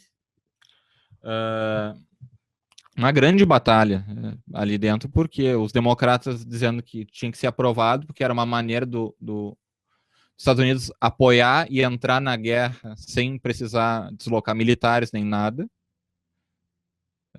Na verdade, eles diziam que era uma forma de prevenir que uma guerra chegasse aos Estados Unidos. Tipo, vamos ceder materiais militares para reforçar aqueles que são mais próximos de nós, como a Grã-Bretanha, para evitar que a gente tenha que daqui a pouco entrar e intervir na guerra com pessoal, né, com recursos humanos. E os republicanos diziam que não, que isso era uma entrada na guerra, que eles se opunham, que eles eram contra e tudo mais. E aí começou muita articulação de bastidor e tudo, mas o Land Lease conseguiu ser aprovado. Mas uma coisa, isso quer dizer, a partir desse debate que travou no Congresso estadunidense, quando tu fala, então, que os Estados Unidos estavam louquinhos para entrar na segunda etapa da Grande Guerra, então quer dizer que isso aí não é verdadeiro, porque existia uma contradição, um debate dentro dos Estados Unidos. Não era os Estados Unidos que estava louquinho para entrar na guerra, tinha uma parcela do Congresso que queria. Grande parcela. Tanto é que eles conseguem aprovar essa lei. Só os republicanos mais conservadores, inclusive os democratas e o Roosevelt conseguem se infiltrar no meio republicano e romper. Eles conseguem dividir os votos dos republicanos. Isso é muito significativo. Muito significativo. E é interessante, porque tu perguntava pro povo se eles queriam entrar na guerra. 20% mais ou menos da população dizia que não. Que dizia que não queria entrar na... Não, 80% da população dizia que não queria entrar na guerra. 20% dizia que gostaria de apoiar. Mas aí perguntava, e sobre a lei de empréstimos e arrendamento, o Land Lease? 54% da população americana era a favor dos Estados Unidos ceder material bélico, militar, suprimento alimentício para a Grã-Bretanha, para a União Soviética e para a China. Então, havia, assim, quase como uma polaridade, assim, do tipo, vamos entrar, não vamos entrar, de que forma vamos entrar, entrar de maneira mais econômica, entrar com tropa. Mas talvez essa lei tenha tido uma certa maior aceitação da população em relação a uma entrada efetiva com recursos humanos na guerra, também por causa da popularidade do presidente Roosevelt, né? Ele era uma figura extremamente popular. Mas vamos pular agora para as consequências dessa lei. Essa lei levou a empréstimos no valor na casa dos 30 bilhões de dólares em materiais para a Grã-Bretanha. Muitos aviões, tanques, rifles, fuzis, pistolas, alimentos. Estima-se que as munições na Grã-Bretanha, com a promulgação dessa lei e o envio, 50% das munições usadas na Grã-Bretanha vieram dos Estados Unidos. Então, realmente, o Fábio estava certo. A segunda etapa da Grande Guerra salvou os Estados Unidos da crise de 29. O Land Lease está aí para provar isso. Mas vai direto contra a tese do Guilherme. Mas eu não disse a contrapartida ainda. Eu estou falando da questão, o quanto que eles mais ou menos emprestaram para cada país. Estima-se, por exemplo, 15 ou 16 bilhões foram em materiais para a União Soviética. Por exemplo, a União Soviética, os alemães destruíram muitos... a locomoção era muito por trens, locomotivas, etc., mas com os bombardeios alemães e com a invasão foram destruídas muitas estradas férreas, né? E aí as locomoções, por exemplo, das tropas soviéticas foram feitas muitas vezes a partir de caminhões americanos, estadunidenses. Caminhões estadunidenses. Cada vez que eu olhar para ti, eu vou lembrar do estadunidense. Por exemplo, a Dodge e a Ford enviaram muitos caminhões.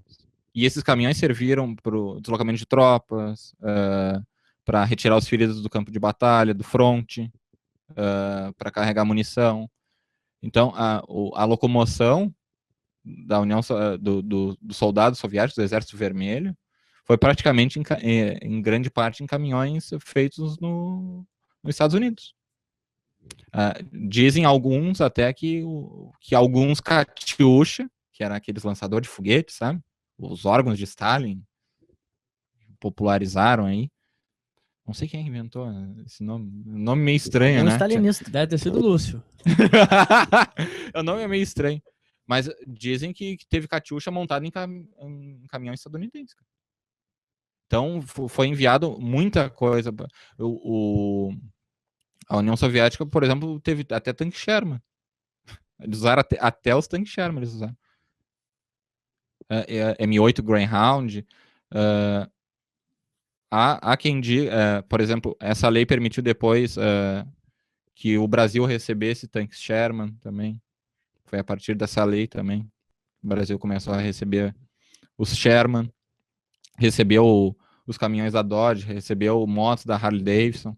Então, enfim, os Estados Unidos, a partir dessa lei, conseguiu equipar os países aliados. E aí vem a questão do que o Fábio estava questionando, se veio por causa da crise de 29. A contrapartida que essa lei exigia. Sabe? Tem ideia do qual é a contrapartida? Quem tem que dizer é tu, nosso convidado. Não, mas eu quero saber se tu tem ideia. Não faço Não ideia, tem velho. ideia. Não tem ideia? Não tem a Nós mínima estamos aqui para aprender, velho. Eu tô aprendendo também. Eu já aprendi que é estadunidense, não é americano. Já tá no teu vocabulário. Já. Não, mas eu vou ter... Assim como eu já aprendi que a Segunda Guerra Mundial, na verdade, é a segunda etapa da Grande Guerra. Assim como eu aprendi que quem venceu os alemães foram as a clima. o clima e A geografia. E o relevo. As pessoas não tiveram nada a ver com Não. Ninguém morreu. Ninguém morreu, vai. Tudo consequência do relevo e do clima. Mas é que tá. Tem que saber jogar com o clima e com o relevo para poder deslocar melhor as tropas. E tudo isso é extremamente relevante para saber qual é o melhor horário, qual é o melhor dia. Eu acho que tu se esqueceu da contrapartida. Viu? Vocês me distraem. O ser humano não é importante numa guerra, o importante é o clima e o relevo. E a tecnologia também. E as botas. E as botas. As botas são importantes, cara.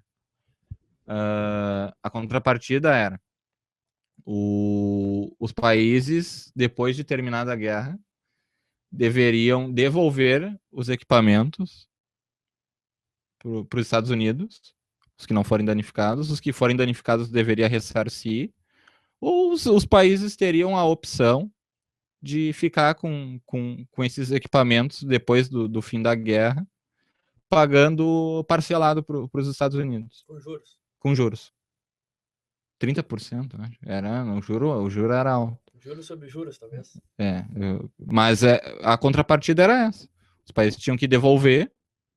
Mas no calor do conflito, ninguém enfatizava essa questão, talvez, da contrapartida? Claro que não. Ou era escamoteada? Não, claro que não. Mas a União Soviética ficou com muitos aviões, por exemplo. No fim, depois os aviões... depois vieram novas tecnologias, aviões a jato e tudo mais, e os aviões até não serviram... Os aviões vinham mais para servir de isca depois, porque os aviões a jato, uma tecnologia muito superior. Mas os soviéticos ficaram com muitos aviões, muitos caminhões. E há quem diga que, inclusive, demoraram 20 a 30 anos para pagar o calote que eles deram nos Estados Unidos. Eles demoraram de 20 a 30 anos para pagar sobre esses equipamentos que eles ficaram. A Grã-Bretanha, por exemplo, até a promulgação do Lend-Lease, ela pagava com ouro, direto da joia da coroa. E tu vê... E aí, a partir dessa lei, e a Grã-Bretanha estava ficando sem dinheiro. A partir dessa lei, a Grã-Bretanha não começa a repassar, no momento de guerra, nada mais para os Estados Unidos. Percebe, Fábio, se não me interromper de novo, o Lend-Lease é a questão crucial aí da segunda etapa da Grande Guerra. Influencia a América Latina, né? O Brasil. É verdade. E é o antes e depois. Também é aquela questão antes e depois dos Estados Unidos. Faltou citar o Lend-Lease. Eu ia citar, mas daí... Eu cheguei a citar e alguém disse, a gente vai abordar depois. Acho que foi o Fábio, né? É verdade. Mas Lend-Lease está em várias questões aí do nosso roteiro. Hein? Sem dúvida. Então, crucial. É uma questão transversal. E além disso, foi trazida por ti. É verdade. É o mérito do convidado. Mas é isso, ele foi decisivo. Tem a questão da entrada do Brasil na segunda parte da guerra e a questão da Companhia Siderúrgica Nacional, né? Que foi financiada com dinheiro norte-americano. Norte-americana, não. Daí tu vai dizer, mas México, tem. então. Daí tu vai dizer. México financiou. Não, o México é América Central. Não, o México é América do Norte. Não, é Central. E por que o Tratado de Livre Comércio da América do Norte, o NAFTA, tem o México, o Canadá e os Estados Unidos? Porque eles se aproveitam, né? Eles não queriam fazer a ALCA, um monte de coisa? Mas Queriam. o México não é os Estados Unidos mexicanos? Como é? Qual é o nome do México? Estados Unidos mexicanos. E o Brasil não era Estados Unidos do Brasil também? Também. Pois é. Eu acho que a gente vai ter que substituir o Cruzeiro do Sul para botar um quadrado lá. Ou substituir aqui a Ordem e Progresso por Pátria Educadora. Já tem gente que quer substituir já. Agência Brasil. Agência Brasil. Tá, mas onde é que a gente parou mesmo? Na verdade, nós estamos nos encaminhando para o fim já. Nós temos duas últimas questões. Então nós vamos aí, fazer, cada um vai fazer uma última questão. Mas eu ia falar da questão da Não. Companhia Siderúrgica Nacional. Não pode falar. Esse financiamento não entrou na cota do Lend-Lease. Não. Por que não? Porque... O Getúlio foi esperto, né? Não, na verdade, porque a lei previa a questão de materiais diretamente ligados à guerra. E o empréstimo foi financeiro mesmo, foi bancário, não foi um empréstimo. Mas a contrapartida que o Getúlio e o Brasil deu foi que os Estados Unidos poderiam estabelecer bases no Rio Grande do Norte. Alguns dizem que tem partes ali do Rio Grande do Norte que até hoje tem cartazes e coisas assim deixadas pelos Estados Unidos naquele período, assim. Inclusive, a gente estava conversando antes do programa, na questão o Fábio estava falando, né, do Walt Disney e tal, e fez um documentário, não sei o quê. O Zé Carioca, o personagem da Disney, foi feito nesse período de parceria do Brasil com os Estados Unidos, na segunda parte da Grande Guerra. O Pato Donald também foi feito nesse período, né? Tanto que o Pato Donald tem o uniforme da Marinha. Fuzileiros Navais. Imperialismo. Sim, e tinha e tinha fotos do Pato Donald abraçado no Zé Carioca. Em vários gibis e cartazes espalhados. É interessante isso. Então, Guilherme, eu queria que a minha última questão é para te falar um pouco sobre a participação das mulheres na Segunda Guerra Mundial. Não. Segunda etapa da Grande Guerra. Segunda etapa da Grande Guerra, exatamente.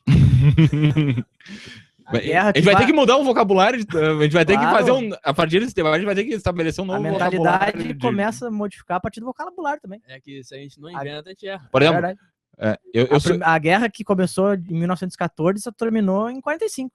Eu sugiro, inclusive, que a gente, para as grandes editoras que fazem dicionários, a gente sugerir que o conceito de guerra agora é um conjunto de condições climáticas, geográficas. A gente tem. Tá convidado a fazer o verbete, Segunda Guerra Mundial, para o nosso dicionário americanista. Eu acho que a gente tem que fazer essa sugestão. Tu falaste das mulheres na guerra, e tu? Não, a minha questão vai ser para depois. A mais bombástica de todas é a minha depois. Tá. Tu perguntaste das mulheres da guerra. Tu sabe, Freitas, que o nosso debate, né, num grupo começou a partir do que o Fábio tava falando, olha, quero dizer para vocês que a participação dos Estados Unidos não foi tão decisiva quanto dizem aí. Agora eu sei que quer mostrar o contrário, o Lend-Lease tem para provar o contrário. E agora a gente provou que o clima foi mais decisivo que a participação humana. Não, mas não foi. Que barbaridade, né? Isso é quase uma corneta, né, tia? A gente tá aqui para se divertir, para debater história. É a síntese que ele fez sozinho. Vamos respeitar ele, né? É a síntese dele, vamos respeitar. Mas aí o Fábio largou essa e eu larguei assim. Quem ganhou as guerras foram as mulheres. Quem ganharam... Porque os homens foram pra guerra e morreram. Cara, por isso? Cara, tu quer ver uma coisa? A grande força produtiva no período da guerra foi feita por quem? Força produtiva? Mão de obra. Eram mulheres. As trabalhadoras das fábricas. Tanto, isso lá na União Soviética e nos Estados Unidos.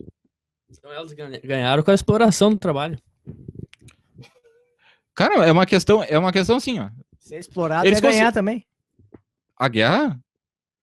Mas vocês têm dúvida disso, gente? Mas vocês têm dúvida? Eu vou dizer uma coisa que... mais valia, então, foi muito bom para elas. Não para elas, para quem ganhou a guerra, né? E tu disse que são as mulheres que ganharam a guerra. Porque elas sofreram mais-valia.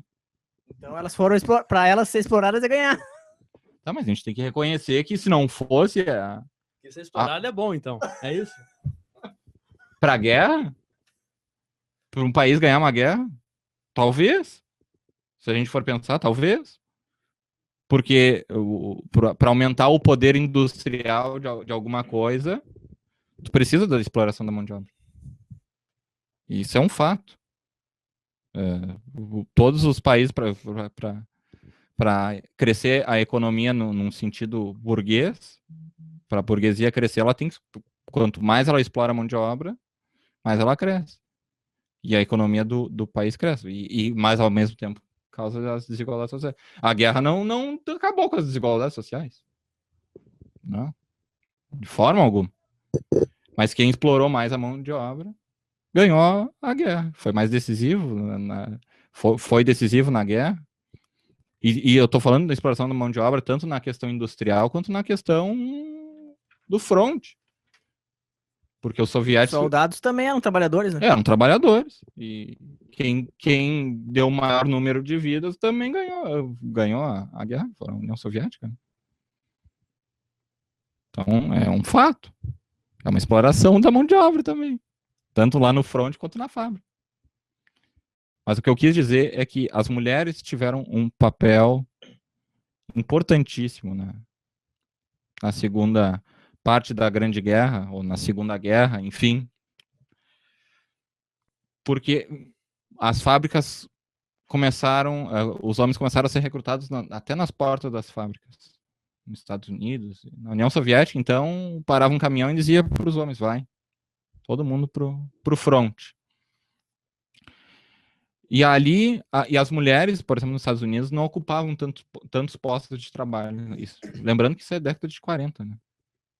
Ainda tinha uma questão mais tradicional da mulher ficar em casa cuidando dos filhos e o homem sair para trabalhar. E foi a partir da guerra, inclusive a guerra, eu aponto, que a guerra foi uma das principais questões que conseguiram acabar com essa divisão de mulher ficar em casa e o homem ir para o trabalho. As mulheres conseguiram, ali na guerra, ocupar grandes postos de trabalho na indústria. Então, toda a produção de armamento, de suprimento, de alimento na Segunda Guerra, ou na segunda parte da guerra, teve grande participação, teve toque das mãos das mulheres. Então, sem dúvida, as mulheres foram decisivas na Segunda Guerra, na segunda parte da guerra, porque conseguiram aumentar a produção dos seus países, enquanto os homens que antes ocupavam esses postos de trabalho foram para o front. Então, eu considero que na verdade, vocês falaram porque as mulheres foram exploradas e exploração da mão de obra, consequência da guerra, como tantos, como a bomba atômica, é o que eu disse. Se a gente quiser algo, a gente tem que prezar pela harmonia, por uma nação mais pacífica sempre. Porque senão a gente vai beirar pela agressividade, inclusive, talvez por um capitalismo selvagem. Agora eu viajei longe agora mas a guerra traz tudo isso. Então, vou fazer uma pergunta aqui, prestigiando um nobre camarada nosso aí, americanista, Um grande maoísta, companheiro nosso. italinista e guzmanista. Não, é gonzalista. Pensamento Gonzalo. Gonzalista também. Grande Lucião, professor Lucião de Filosofia de Minas Gerais, faz uma pergunta para ti, Guilherme Holtz. Qual o papel das quinta colunas de Hitler? Mosley na Inglaterra, Plínio Salgado no Brasil, Vichy na França, e se havia alguém na URSS, na União das Repúblicas Socialistas Soviéticas? Eu não entendi essa pergunta. Não, tô sendo sincero. Depois vai ter que falar com ele pessoalmente no Facebook, então. Não, daí não é pessoalmente, daí é virtualmente. É, né? virtualmente. Mas tu não identificou uma entrelinha aqui? Qual o papel das quintas colunas? Mosley...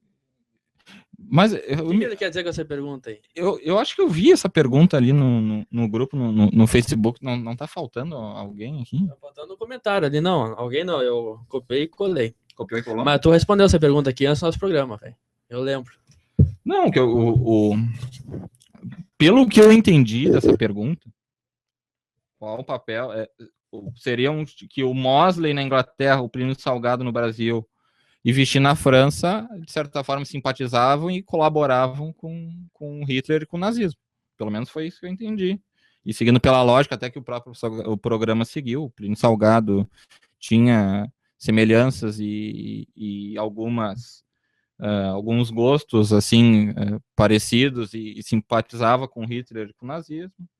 Mosley, eu vou dizer para vocês que eu não conheço muito a fundo. Mas ele é da Inglaterra, tá escrito ali, ó. Mosley na Inglaterra. Mas eu não tenho informação para opinar sobre esse Mosley. O Estado de Vichy colaborou com a Alemanha, com o nazismo ali, depois que a França foi tomada. E aí a pergunta depois vem, e havia alguém na União das Repúblicas Socialistas Soviéticas? Não havia. E o tratado De Ribbentrop-Molotov? Não havia. Será que pode ser considerado uma quinta coluna? Se a gente for pensar que todos esses aqui colaboraram com o nazismo e com Hitler, então o Stalin foi colaboracionista também. O pacto de Ribbentrop-Molotov colaborou, pelo menos durante um período, até o Hitler e a Alemanha quebrarem o pacto, de certa forma, colaborou. Inclusive, o pacto de Ribbentrop-Molotov, lembrando, dividiu a Polônia, né? Em duas. Exatamente. Tem até aquele filme, um filme, não sei se o nome do filme é Katyn, Massacre de Katyn. Katyv, uma coisa assim. Dividiu a Polônia em duas. A Polônia ficou metade soviética e metade alemã, a partir do pacto de Ribbentrop-Molotov. E aí teve mais as questões da Finlândia ali, da Noruega, de outros países ali. Mas a União Soviética colaborou. Não tenho dúvidas assim que durante um período a União Soviética colaborou. Então o Freitas vai fazer uma pergunta bombástica aí. Vamos lá. Que é para nós três. Os três. Eu gostaria então tu vai ser o primeiro a responder. Pode ser. Eu gostaria que cada um fizesse o esforço de responder de um modo diferente, um em relação ao outro. Uhum. Qual foi o protagonista da segunda fase da Grande Guerra? Eu vou dizer que o protagonista foi o Lend-Lease. Tu explicou por quê. Gostaria de saber a opinião de vocês. Qual foi o protagonista maior dessa segunda etapa? Para mim foi o tempo e o relevo. Que barbaridade. E pra ti, tu que é a pessoa mais gabaritada para responder? Não, eu não sou gabaritado, nada. É um grande estudioso da Segunda Guerra Mundial. Da segunda parte da Grande Guerra. E que a segunda parte sim que é mundial. A primeira parte é só europeia. Eu acho que eu vou Pode repetir, velho. Vou repetir o que eu já falei, hein? Posso repetir? Pra mim, outra coisa que foi muito importante foi o papel das mulheres. Pra mim foi o papel das mulheres, sem dúvida. Eu não tenho dúvida. Estamos de parabéns, então. Conseguimos sintetizar, então. Esse programa a gente se diverte, a gente debate, a gente estuda, porque, no fundo, História em Pauta é uma reunião de estudos. Passamos esses momentos aqui, essa quase 1 hora, estudando sobre a Segunda Guerra Mundial. Quase 1 hora, quase 2 horas já. Foi mais de 1 hora hoje. Tanto que nós tivemos aqui várias perguntas que deixamos de fora sobre o fascismo, sobre participação brasileira na guerra, não comentou. Qual o impacto da entrada dos soldados latino-americanos na Segunda Guerra Mundial? Participação dos comunistas, Aliança para o Progresso. Vários temas que ele deixou de fora, mas eu quero fazer um desafio. Então fala aí que eu quero ver se o desafio é o mesmo que eu tenho. Ao vivo, a cores, pro grande Guilherme Holtz. Eu sugiro que tu pegue todo esse roteiro aqui, ó. O que a gente foi falado e o que faltou, e cria um verbete. Eu ia dizer isso. E o título do verbete é Segunda Etapa da Grande Guerra. Aceita o desafio, Guilherme? Bah. Tem uns que aceitaram o desafio estão nos devendo até hoje, que nem o Bruno. Dá pra tentar, né? Então, é melhor tu inventar do que errar. Melhor inventar do que errar. Claro, quem disse tem que explicar por quê. Por que esse nosso lema aí? Porque quem disse esse lema foi o maior pensador da educação americanista. Foi o precursor da educação na América Latina, tipicamente americana. Simon Rodrigues. Se não inventamos, erramos. Por isso que a gente tem a teoria americanista, que é uma invenção sobre a América Latina. Tu não tinha aquele ditado que a gente dizia quando era criança? Quem inventa, aguenta? É, por isso mesmo. Então é isso. A gente queria saber de ti. Tu quer dizer mais alguma coisa que é importante, que não perguntou aqui? E eu, como dou meu clássico, eu dou meu clássico, tchau. Então, Guilherme, deixa teu recado aí. Comenta o que tu quiser para se despedir. Cara, eu queria primeiramente agradecer vocês aí pelo convite. No início fiquei mais nervoso, assim, dei umas gaguejadas, umas engasgadas, assim. Na parte militarista, tu engrenou. É isso. que na verdade é a parte que eu mais estudei, mais me interessei, assim, na verdade é a parte mais militar, assim. Então, é a parte que eu tenho um pouco mais de propriedade. Por isso até que eu fiz algumas sugestões mais no roteiro, depois que vocês me enviaram, de abordar mais as principais batalhas. Acabamos fazendo o programa os três juntos. Exatamente. As principais armas, etc, etc. Isso foi muito importante, assim, mas é um tema muito vasto, né? Eu acho que... Ele não citou nem a Lester Crowley aí, que foi importante nessa época aí. Pô, a gente citou num outro programa, né, Fábio? É verdade. Um programa numa outra Legalidade. na Rádio Legalidade. Eu fiz um bloco de intervalo no programa falando depois, a partir da... Qual a música do Raul? Era Sociedade Alternativa. Sociedade Alternativa, falando sobre o Aleister Crowley, que foi inspirado no livro da lei do Aleister Crowley. Mas eu queria mais uma vez agradecer vocês, agradecer esse espaço aqui na rádio. Foi um tema muito vasto, eu acho que daria para falar mais 2 horas tranquilamente para poder contemplar o que está no roteiro e muitas outras coisas que poderiam surgir. Espero que tirando as questões climáticas e as botas e etc, que eu tentei mostrar que pequenos detalhes também fazem diferença numa guerra, assim, que espero que tenha tido conteúdo, assim, e sigo à disposição para se tiver algum. Nós temos nosso blog aí que vai ser contemplado com um verbete americanista aí do Guilherme Holtz. Mais uma contribuição do companheiro. Então é isso. Então, em breve estaremos de volta com mais um História em Pauta e bom final de semana a todos. E também em breve, quarta Síncrase Americanista.